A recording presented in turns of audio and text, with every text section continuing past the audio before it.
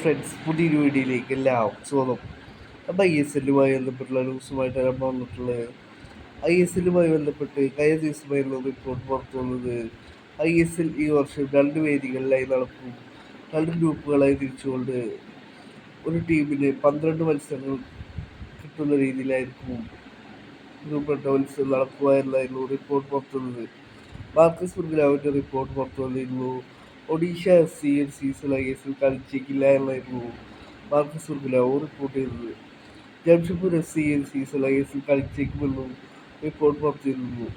Odisha FC commercial പാർട്ട്നേഴ്സിൻ്റെ കാര്യത്തിൽ വ്യക്തതയില്ലാത്തതുകൊണ്ടാണ് അവർ ഈ ഒരു സീസൺ കളിക്കാത്തത് എന്നായിരുന്നു മാർക്കസ് ബുർഗിലാവ് റിപ്പോർട്ട് പുറത്തുവിട്ടത്.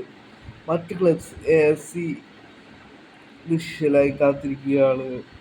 ഒരു സീസണിൽ 24 മത്സരങ്ങൾ കളിച്ചാൽ മാത്രമാണ് AFC സ്പോട്ട് കിട്ടുക ഒരു ടീമിന് എന്നാണ് നിലവിലെ AFC റൂളുള്ളത്.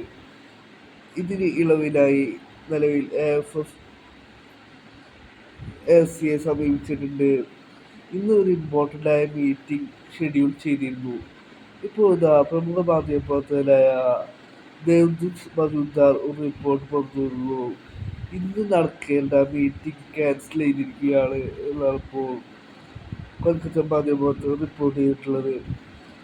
AFCയുടെ ഭാഗത്തു നിന്നും അടുത്ത 48 മണിക്കൂറിനുള്ളിൽ ഇതിനെ സംബന്ധിച്ച് ഒരു ഡിസിഷൻ പുറത്തു വരും.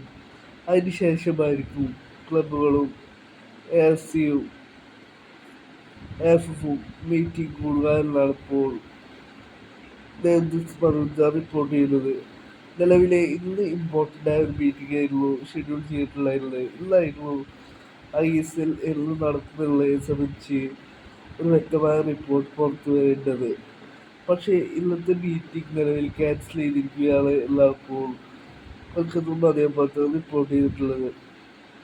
ക്ലബ്ബുകൾ വെയിറ്റ് ചെയ്യുകയാണ് ഈ ഒരു സീസണിൽ AFC സ്പോട്ട് ഉണ്ടാവുമോ എന്നുള്ളതാണ് ഇപ്പോൾ ക്ലബ്സ് ഉറ്റുനോക്കുന്നത്.